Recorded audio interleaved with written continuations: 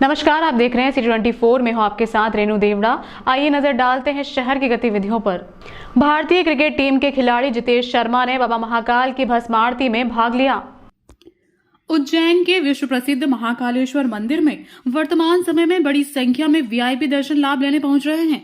इसी के चलते रविवार सुबह हुई भस्म आरती में भारतीय क्रिकेट टीम के खिलाड़ी जितेश शर्मा पहुंचे। यहां उन्होंने नंदी हॉल से भगवान महाकाल का विशेष दर्शन पूजन किया।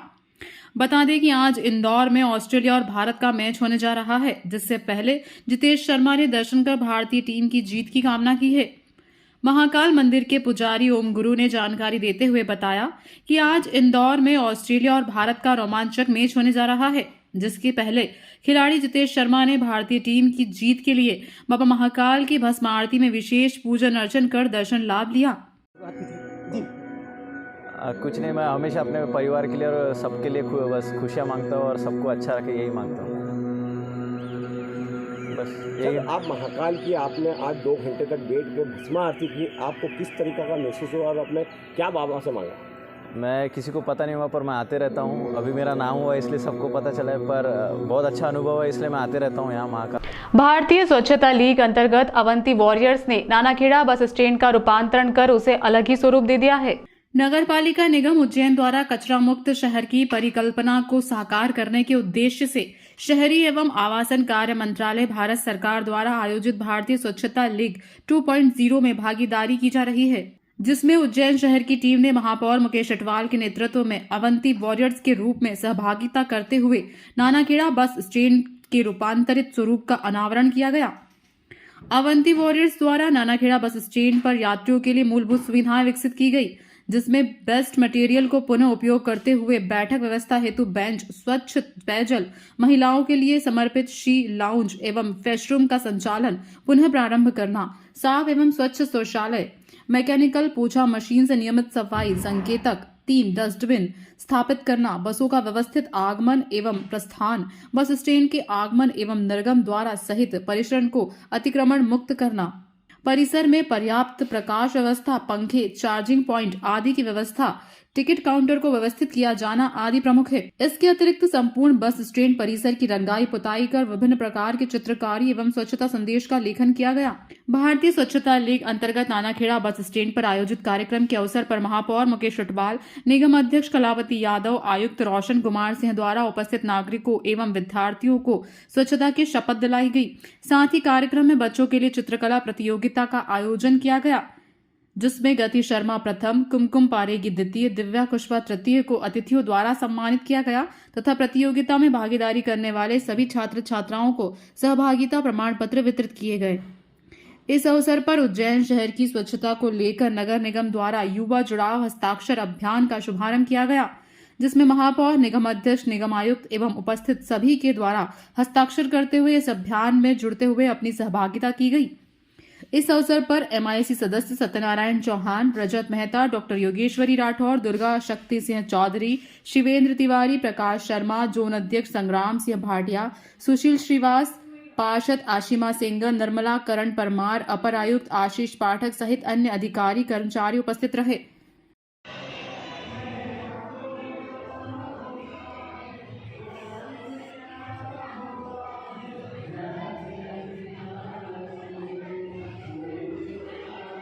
होमगार्ड के जवान ने पिता पुत्र की शिप्रा नदी में डूबने से जान बचाई।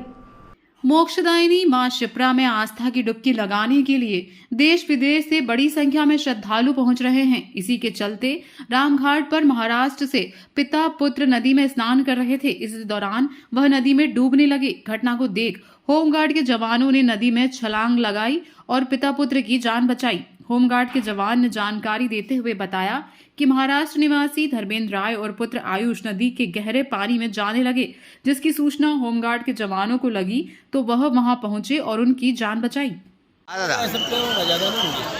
ये भैया डूब रहा था तो कौन कूदे थे? दोनों भैया।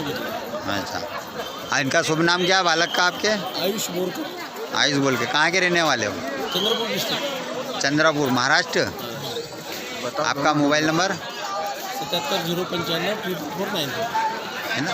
बताओ, हम दोनों ही डूब रहे थे। हाँ, हम दोनों डूब रहे थे। जिला प्रशासन द्वारा ईद मिलादुन नबी के जश्न को लेकर मुस्लिम एवं बोहरा समाज के समुदाय प्रमुख लोगों से पुलिस अधीक्षक कार्यालय पर महत्वपूर्ण बैठक ली गई। उज्जैन में आगामी दिनों में ईद मिलादुन नबी का जश्न मनाया जाएगा।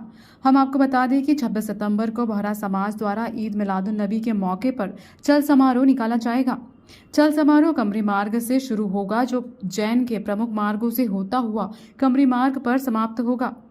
28 सितंबर को मुस्लिम समुदाय द्वारा ईद मिलादुन नबी पर जुलूस निकाला जाएगा, जिसको लेकर समाजजनों ने तैयारियां भी शुरू कर दी हैं। आज त्योहारों को लेकर मुस्लिम समुदाय के लोगों से पुलिस प्रशासन के अधिकारियों ने कंट्रोल रूम पर चर्चा की। इस दौरान किस तरह से जुलूस में सुरक्षा की दृष्टि से पुलिस बल तैनात किया जाएगा, किन किन मार्गों से जुलूस निकलेगा, क्या क्या सुविधा प्रशासन की ओर से प्रदान की जाएगी, इन सभी चीजों को लेकर चर्चा की गई।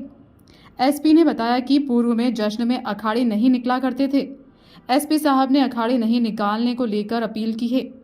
बैठक में एडिशनल एसपी एवं उज्जैन के सभी थानों के थाना प्रभारी और आला अधिकारी उपस्थित थे। कह सकता हूँ कि बाराफत के जुलूस को लेकर के एक मीटिंग प्रशासन ने कॉल की थी और उसमें मुद्दा उनका यही था कि जुलूस किस तरीके से निकलता है, कहाँ से निकलता है, क्या तरीका होता है उसका। असल में बहुत सारे अधिकारी सब नए आए हुए हैं, उनको इस तमाम चीज़ों का नॉलेज नहीं था। बहरहाल उस मीटिंग के अंदर उनको तस्दीक करके दे दी है कि ये जुलूस यहाँ से निकलता है और इस तरीके से निकलता है और उसका तरीक़ेकार ये होता है। कितनी तारीख को जुलूस निकाला जाएगा? क्या 28 तारीख को जुलूस निकलना है और 28 तारीख को जुलूस निकाला जाएगा। संगठन को कुछ ड्रेस वगैरह पहनने के भी नहीं बोला है कि क्या प्रशासन ने इस बात के लिए कहा है कि कोई तस्दीक ऐसी मिल जाए कि ये आदमी सीरत कमेटी का है, तो हमने उसके लिए कोशिश की है कि हम उसके लिए कोशिश करके उनको एक सिंबल बता देंगे कि ये सिंबल आपका रहेगा और ये आदमी पहचान रहेगी ना। मंच वगैरह के लिए और कोई संख्या उनके समाज की बैठक की गई और आगामी जितने भी त्यौहार होने हैं उनके संबंध में विस्तृत चर्चा की गई। आज सीरत कमेटी के द्वारा जो मिलादुल नबी है उनमें जो एजेंडाज रहते हैं उस पर डिस्कशन हुआ और सभी को आगामी त्योहारों की बहुत बहुत बधाई, बहुत बहुत शुभकामनाएं। सर कौन से संगठन शामिल हुए थे, क्या निर्णय हुआ है?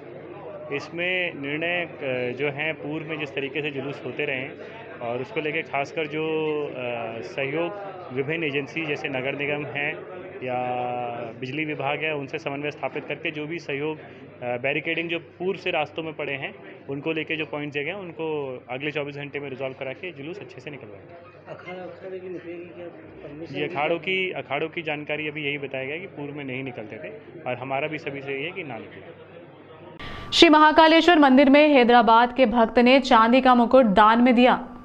श्री महाकालेश्वर मंदिर में महाराष्ट्र गरली गोरी गांव से पधारे श्री हर्षल मुक्तेश्वर परे सिंहवार द्वारा 2 किलो 300 ग्राम का चांदी का मुकुट भगवान श्री महाकालेश्वर जी को अर्पित किया गया, जिसे मंदिर के सहायक प्रशासक श्री मूलचंद जूनवाल द्वारा प्राप्त कर विधिवत रसीद प्रदान की गई। यह जानकारी कोठार प्रभारी श्री मनीष पांचाल द्वारा दी गई। यहाँ रुकते ही एक ब्रेक के लिए गतिविधियां लगातार जारी हैं।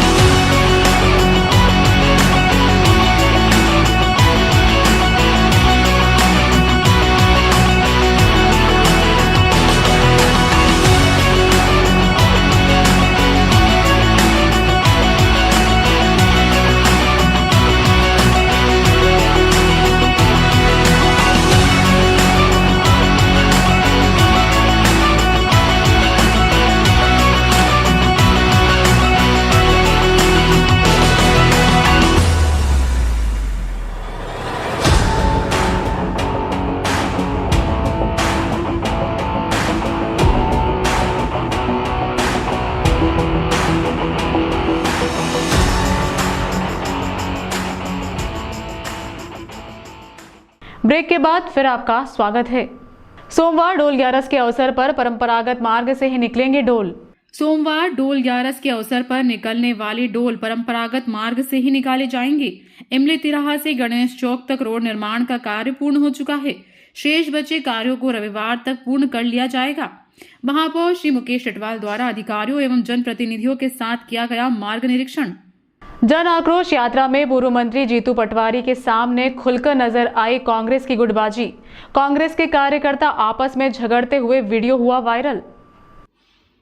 बड़नगर में जन आक्रोश यात्रा बड़नगर में पहुंची, लेकिन बड़नगर विधानसभा क्षेत्र यात्रा में कांग्रेस को स्थानीय गुटबाजी खुलकर सामने आ गई। कांग्रेस पूरी तरह चुनाव की तैयारियों में लगी। कांग्रेस भी अपना दमखम लगा रही है ताकि फिर से कमलनाथ सरकार बनकर सत्ता में आ जाए। जन आक्रोश यात्रा बड़नगर विधानसभा के भाट पचलाना से शुरू की गई। शाम को यात्रा ने बड़नगर में प्रवेश किया, जहां कांग्रेस के नेताओं ने अपने अलग अलग लगे मंच से पूर्व मंत्री पटवारी का पुष्पमाला पहनाकर भव्य स्वागत किया। वहीं यात्रा में कांग्रेस की गुटबाजी हावी नजर आ रही थी। वर्तमान विधायक अपनी टिकट पक्की मान रहे हैं। कांग्रेस के दूसरे गुट के दावेदार नेताओं भी अपनी किस्मत आजमा रहे हैं। पूर्व मंत्री व राव विधायक जीतू पटवारी ने भाजपा सरकार को आड़े हाथों लिया। जीतू पटवारी ने शिवराज को घोषणावीर बताया। इतने साल सत्ता में रहे तब बहनों की याद नहीं आई, चुनाव के समय ही बहनों और किसानों की याद आई। पूर्व मंत्री जीतू पटवारी ने बताया कि ये सिर्फ दिखावे और नौटंकी की सरकार है। जनता भाजपा के बहकावे में नहीं आने वाली। इसे बदलने के लिए पूरे प्रदेश में हवा चल रही है। गाजे बाजे से श्रद्धालु छतरियां लेकर पहुंचे तेजाजी मंदिर। तेजादशमी पर आयोजित हुए मेले आस्थावानों की भीड़ रही।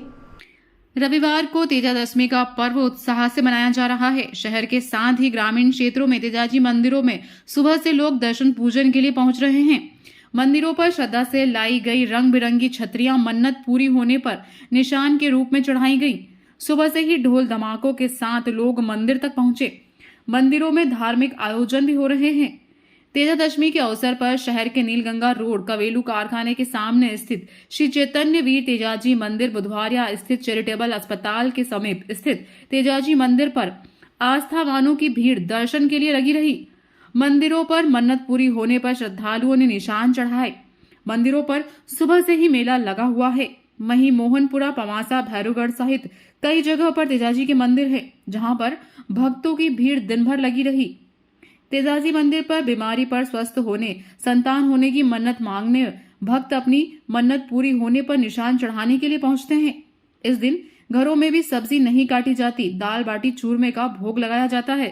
श्री नागचंद्रेश्वर मंदिर दमदमा पर तेजादशमी पर्व धूमधाम से मनाया गया। निशान चल समारोह एवं भजन संध्या का आयोजन मंदिर पर किया गया। संस्था के सचिव सुरेश रायकवार ने बताया कि दोपहर में निशान चल समारोह मंदिर से प्रारंभ होगा, जो दमदमा क्षेत्र के मार्गों से होते हुए पुनः नागचंद्रेश्वर मंदिर पहुंचेगा। यहां पर निशान चढ़ाए जाएंगे। मंदिर परिसर में ही दोपहर 3 बजे से भजन संध्या का आयोजन किया जाएगा। शाम को महाआरती पश्चात श्रद्धालुओं को फरियाली खिचड़ी का वितरण किया जाएगा। कंप्लीट पर्व है और यहाँ का क्या महत्व है? जय बोल तेजाजी महाराज की जय। इसका महत्व दादा आज के दिन बाबा का मतलब जितने भी मतलब बहुत खास पर्व रहता है। इसमें तेजाजी महाराज का मतलब हर्ष उल्लास में ये होता है कि सभी भक्तों की मनोकामना पूर्ण होती है। अतः सभी भक्त जिनका संतान सुख नहीं होती, उनकी संतान होती है। जिनका कोई मान मन्नत कुछ भी घर में बीमार दुखी कुछ भी होता है, वो बाबा को छत्र की मन्नत मांगता है। और छत्र जब अपनी मन्नत पूरी होने पे कोई 5 साल की, कोई 11 साल के निशान की मन्नत मांगता, कोई 11 निशान की, कोई 21 निशान की मन्नत मांगता, वो अपने यहाँ छत्र सब वापस विधि विधान से चढ़ाना आते हैं और अपनी मन्नत को पूरा करना आते हैं। ये मंदिर का क्या महत्व थोड़ा यहाँ पे सर, ये उज्जैन, ये अपने अति प्राचीन उज्जैन शहर के अंदर सबसे प्राचीन मंदिर है। अतः अभी इसका निर्माण कार्य चल रहा है, क्योंकि अंदर चले गया हॉस्पिटल ये भरा होने के कारण। सर ये इस सब काम से इससे काम चल रहा है इसका पूरा। जी सर, सर ये कम से कम 500 वर्ष पुराना मंदिर है। आपका नाम? पीयूष गुरु। स्ववित जन भागीदारी अतिथि विद्वानों द्वारा उच्च शिक्षा मंत्री मोहन यादव एवं उज्जैन आलोट सांसद अनिल फिरोजिया को अपनी मांगों के संदर्भ में ज्ञापन प्रेषित किया गया। ज्ञापन में मांग की गई कि शासन के द्वारा उनसे सौतेला व्यवहार किया जा रहा है। एक और माननीय मुख्यमंत्री द्वारा अतिथि विद्वानों की महापंचायत आमंत्रित कर शासकीय महाविद्यालयों में पद के विरुद्ध कार्य करने वाले अतिथि विद्वानों एवं तकनीकी शिक्षा विभाग में कार्यरत अतिथि विद्वानों तथा व्याख्याताओं के लिए विभिन्न सौगातें दी गई हैं। वहीं स्ववित्तीय अतिथि विद्वानों को छोड़ दिया गया है। उच्च शिक्षा विभाग मध्य प्रदेश शासन द्वारा नवीन शिक्षा नीति 2020 का क्रियान्वयन देश में सर्वप्रथम किया गया है, जिसका मूल ही स्ववित्तीय जन भागीदारी पाठ्यक्रम है।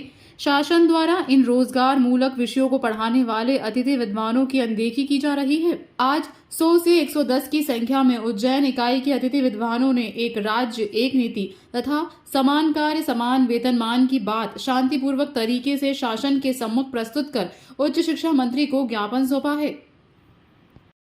यस जी बोलिए। हम सभी यहाँ पे उपस्थित हुए हैं आज हमारी मांगों को लेकर के। हमने सांसद महोदय से भी बात करी है, हमने उच्च शिक्षा मंत्री जी से भी बात करी है। सर, हम लोग 7,500 हैं, तो हमारे 7,500 परिवारों का जो मांगे हैं वो आप समझिए। हम लोगों को प्लीज़ आप लोग जैसा समान वेतन उनको मिल रहा है, जो समान कार्य उनके जैसा हम लोग भी कर रहे हैं, तो समान कार्य का समान वेतन हमारे लिए भी लागू कीजिए। जो 11 तारीख को घोषणाएं उन लोगों के लिए की गई हैं जो रिक्त पद के विरुद्ध कार्य करते हैं, हमारे लिए भी वही लागू की जाए। माननीय मुख्यमंत्री जी से बस यही हम सभी की यही प्रार्थना है कि वो हमारी बातों को भी संज्ञान में लाएं और हम पर भी कुछ जो भी चीज़ें उन पे लागू की गई हैं, हम पर भी वही सारे रूल्स लागू किए जाएं, वही सारा मानदेय हमें भी उसी तरीके का दिया जाए। बस यही हमारी विनती है आपसे। क्या नाम लिखते हैं आप? प्रीति मोयल। आनंदम नेत्रालय की उज्जैन इकाई का मध्य प्रदेश के उच्च शिक्षा मंत्री माननीय डॉक्टर मोहन यादव जी के द्वारा शुभारंभ किया गया, जिसमें विशेष अतिथि उज्जैन सांसद माननीय अनिल फिरोजिया जी भी उपस्थित रहे। नेत्र रोग से जुड़े लोगों के लिए अच्छी खबर है। अब आपके शहर उज्जैन में भी मध्य भारत के सबसे प्रसिद्ध डॉक्टर की टीम द्वारा आंखों के अस्पताल आनंदम नेत्रालय 2 तालाब के पास इंदौर उज्जैन रोड पर उच्च कोटि की मूलभूत सुविधाओं के साथ निःशुल्क नेत्र जांच का आयोजन दिनांक 25/9 से 31/10 तक किया जा रहा है, जिसके अंतर्गत उच्च गुणवत्ता वाली एवं डॉक्टरों द्वारा आंखों से जुड़ी सभी समस्याओं का समाधान किया जाएगा। आनंदम नेत्रालय के नेत्र रोग विशेषज्ञों से चर्चा के दौरान डॉक्टर सचिन आर्य, डॉक्टर इना Agarwal, doctor Balram खरोटिया, doctor Vivek Singh, doctor दी गई, जिसके अंतर्गत आनंदम नेत्रालय उज्जैन में मोतियाबिंद के ऑपरेशन की अत्याधुनिक फेंको पद्धति द्वारा किए जाएंगे। साथ ही नंबर के चश्मे हटाने के आधुनिक ऑपरेशन जैसे ब्लेड रहित लेसिक एवं हाई नंबर के चश्मे हटाने की सर्जरी भी की जाएगी और आंखों से संबंधित पुतली एवं पर्दा की समस्त बीमारियों की जांच एवं इलाज, कांच, बिंदु, आंखों का तिरछापन, नासूर, पलकों का गिरना आदि समस्त जटिल बीमारियों के समाधान भी आनंदम नेत्रालय उज्जैन में किए जाएंगे। और मैं इस अवसर पर माधव क्लब के माध्यम सचिव सैलन कलवाड़िया जी, डॉक्टर विवेक जी और उनकी पूरी टीम सबको शुभकामना देता हूँ। और ये तो बाबा महाकाल की नगरी है और नेत्र के मामले में शंकर जी के तीसरे नेत्र से बढ़कर के दुनिया में कोई सिस्टम नहीं है। तो ये परमात्मा की कृपा है। हमने नेत्रों के औषधालय का नया प्रकल्प चालू किया। आनंदम नेत्रालय ने अपनी एक शाख बनाई है और ये जो विविध प्रकार की बीमारियों को न केवल एक्सपर्ट के द्वारा ठीक करेंगे बल्कि उसका लाइव प्रसारण की जो सिस्टम बनाया है, आधुनिक टेक्नोलॉजी का ये ज़बरदस्त उपयोग है और ये विश्वास भी बनाता है कि हम अपने चिकित्सकों की दृष्टि से, मरीजों की दृष्टि से परस्पर विश्वास कैसा बना रहे। मेरी अपनी ओर से अच्छे संस्थान के शुभारंभ बने। आज आनंदम नेत्रालय का इनोवेशन हो रहा है, तो इस हॉस्पिटल में क्या स्पेशलिटी रहेगी बताएं आप। आनंदम नेत्रालय बेसिकली हमारी 8 ब्रांचेस हैं अपने मध्य प्रदेश में और ये इसकी एक ब्रांच आज उज्जैन में ओपन हुई है। सबसे अच्छी बात जो बाकी हॉस्पिटल से डिफर करती है हमारे हॉस्पिटल को, वो ये है कि इसमें सारी सुविधा आँख से संबंधित हर बीमारी का इलाज हमारे आनंदम नेत्रालय में स्पेशलिस्ट डॉक्टरों के साथ उपलब्ध है। इसमें आधुनिक मोतियाबिंद के ऑपरेशन, चश्मे हटाने के ऑपरेशन, आंखों का तिरछापन, ग्लूकोमा, कांचेबिन, ये सारी बीमारी का इलाज इसी हॉस्पिटल में संभव है। और सर यहाँ पर कुछ फ्री ऑफ कॉस्ट है या उसका एक्सपेंसेस कितना क्या रहेगा? ये बीमारी पे डिपेंड करता है कि आपकी एक्चुअली बीमारी कितनी है, बट यस हम लोग ये भी ध्यान देते हैं कि मरीजों की कितनी कैपेसिटी है देने की। हर चीज़ लेंस पे, कॉस्ट पे, सर्जरी पे क्या चीज़ लग रही है उस पे, बट हमारा सबसे ज़्यादा इम्पोर्टेंट मोटिव है कि क्वालिटी सर्विस दी जाए एक अफोर्डेबल प्राइस पे, ताकि उनको एक सर्जरी लेवल पे कभी भी दिक्कत ना जाए कि ख़राब ऑपरेशन हुआ है। इसकी गारंटी हमारी। मैं doctor Sachin Arya, doctor Balram, doctor Anna, doctor Vivek and doctor ये इनके आनंदन नेत्रालय डॉक्टर्स की टीम है। सर ये जो अभी बीमारियाँ चल रही है पर्दे की बीमारियाँ, तो उसका इलाज यहाँ पर किस तरह से आप करेंगे? जी, मैं डॉक्टर विवेक सिंह हूँ। मैं पर्दे का सर्जन हूँ। पर्दे से संबंधित सारी बीमारियों का इलाज, चाहे वो इंजेक्शन से हो, चाहे वो लेज़र के माध्यम से हो, चाहे उसका ऑपरेशन करना पड़े, सभी चीज़ की इलाज हमारे यहाँ आनंदम नेत्रालय में उपलब्ध है। इन बीमारियों के कारण जिन मरीजों को परेशान होना पड़ता है, बड़े बड़े शहर को एक और सौगात मिल रही है, आनंदम आइस या नेत्र चिकित्सालय, और उसके शुभारंभ का अवसर पर हमारे उच्च शिक्षा मंत्री भी हैं, समाज सेवी कलवाड़िया जी भी हैं, और डॉक्टर विवेक और उनकी श्रीमती जी और बाकी सभी डॉक्टर्स, मैं सभी को बहुत बहुत शुभकामनाएं बधाई देता हूं। और सबसे बड़ी बात तो ये है कि ये एक विशेष प्रकार की उपलब्धि इसलिए भी बोली जाएगी कि जो मेरे डॉक्टर साहब से भी बात हुई कि हमारे यहाँ के मरीजों को जिनको बहुत ज़्यादा प्रॉब्लम्स होती थी वो हैदराबाद या चेन्नई या अहमदाबाद जाते थे, लेकिन अब वो सर्व सुविधा युक्त उज्जैन में ही उपलब्ध होगी। यहाँ के उज्जैन के, इंदौर के आसपास के भी और बाहर के भी लोग यहाँ आएंगे और यहाँ पे उनको एक बहुत ही उच्च तकनीकी किस्म की चिकित्सा मिलेगी, उनको सुविधा मिलेगी। मैं अपनी ओर से पूरी टीम को, डॉक्टर पूरी टीम को बहुत बहुत शुभकामनाएं। कर्मचारी संगठन अजाक्स द्वारा आज कालिदास संकुल में मालवांचल संभागीय सम्मेलन का आयोजन किया गया, जिसमें बड़ी संख्या में कर्मचारी शामिल हुए और कई मुद्दों पर चर्चा हुई, जिसमें 7 जिलों से प्रतिनिधि शामिल हुए। सम्मेलन में कई महत्वपूर्ण मुद्दों पर चर्चा की गई। कार्यक्रम में पधारे वाल्मीकि संत उमेशनाथ महाराज और प्रांतीय अध्यक्ष JN कंसोडिया ने मीडिया के साथ बातचीत में बताया कि सम्मेलन में प्रमोशन में आरक्षण, बैकलॉग पदों की पूर्ति और पुनः पैक्ट पर विचार विमर्श किया गया। वहीं संत उमेशनाथ महाराज ने बाबा के संविधान को आगे बढ़ाने के लिए और समाज को साथ देकर चलने और परिवारों को जोड़ने की बात कही। वहीं कार्यक्रम में अजाक्स के संभागीय अध्यक्ष जगन्नाथ बागड़ी, जिला अध्यक्ष RL परमार सहित 7 जिलों से पधारे पदाधिकारी सहित बड़ी संख्या में गणमान्य जन मौजूद रहे। बाइट उमेशनाथ महाराज, वाल्मीकि संत, JN कंसोडिया, प्रांतीय अध्यक्ष अजाक्स। कंप्लीट अभी आना चाहिए। मध्य प्रदेश अजाक्स का ये उज्जैन संभाग का संभागीय सम्मेलन है और अजाक्स जो है हमेशा संविधान के मानने वाले के लिए काम करता है। और अभी आज आप देखिए कि संविधान 1950 से लागू हुआ है, लेकिन वास्तविक रूप से आज जो संविधान की मूल भावना है अभी हमारे देश में लागू नहीं हुई है। उसका जो बेसिक स्ट्रक्चर है, जो बेसिक उसका वह है समानता। अनुच्छेद 14 में जो लिखा हुआ है समानता, आज भी देखिए समानता नहीं लागू है। छुआछूत संविधान लागू होते ही समाप्त कर दिया गया था, लेकिन आज भी अनुच्छेद 17 में स्पष्ट लिखा हुआ है कि छुआछूत समाप्त की जाती है। लेकिन आज इतने साल संविधान को लागू होने के बावजूद भी आज भी छुआछूत बरकरार है, लगातार बढ़ रही है और अनुसूचित जाति जनजाति के लोगों के साथ भेदभाव बढ़ रहा है। उसको कम करने के लिए, उसको समाप्त करने के लिए अजाक्स प्रतिदिन काम कर रहा है। अजाक्स चला गांव की ओर, अजाक्स चला घर घर, ये हम लोग रोजी रोटी अभियान, ये हम लोग अभियान के तहत काम करते हैं और सबको समान शिक्षा मिले, समान रोजगार मिले। ये भारतीय संस्कृति है। जैसे किसी परिवार में 4 बच्चे रहते हैं तो उस परिवार का एक मुखिया का दायित्व होता है कि चारों बच्चों को बराबर बराबर अपनी संपत्ति का बंटवारा करे।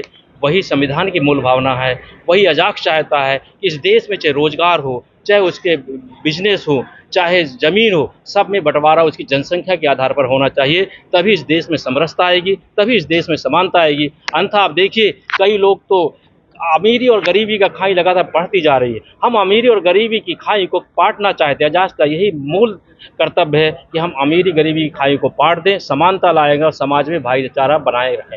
यही मूल उद्देश्य इस कार्यक्रम का। आपका नाम और SL सूर्यवंशी, प्रांतीय महासचिव अजाक्स।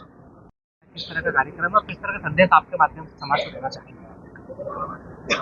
अजाक्स जो है संपूर्ण मध्य प्रदेश में अनुसूचित जाति और जनजाति के जो हमारे लोग हैं उन लोगों के लिए जीते हैं, उन लोगों के लिए काम करते हैं। उनका पूरा मन है कि डॉक्टर भीमराव अंबेडकर जी ने जो संविधान की रचना की है उस संविधान की धाराओं के अंतर्गत समाज के अंतिम पंक्ति के जो लोग हैं उनका सम्मान हो और खाली खाली सम्मान ना हो, सामान्य स्थिति जब तक ना बने तब तक अजाक्स के लोगों का संघर्ष जारी रहेगा। वो समानता चाहते हैं, तो समानता ये नहीं कि हम किसी के घर रोटी खा लें तो समानता आ जाएगी। हम उसके पूरे अधिकारों को सुरक्षित रखें और उसको अधिकारों से जीने दें। ये डॉक्टर भीमराव अंबेडकर जी के संविधान में आया है और ये जो अजाक्स है उसके समस्त पदाधिकारी गण जो हैं उसी के लिए संघर्ष करते हैं और ये संघर्ष निरंतर जारी रहेगा जब तक समाज में समानता नहीं आएगी और जब तक संविधान के साथ में कभी कभी देखा है कि छेड़छाड़ होती रहती है। बहुत बार ऐसा आता है कि उसमें संविधान के नियमों में जो है शिथिलता बरती जाती है, नियम को बदला भी जाता है। तो ऐसे समस्त कार्यों को ध्यान में रख करके समाज के जो हित में हो उस पर पूरा ध्यान दिया जाएगा, तभी कहीं जाकर के इस देश में असली समरसता प्रकट होगी और हम सब लोग एक तरीके से जी पाएंगे, तभी कहीं जाकर के समानता हो पाएगी। फिलहाल इस अंक में इतना ही। अगले अंक में आज से फिर मुलाकात होगी। नमस्कार।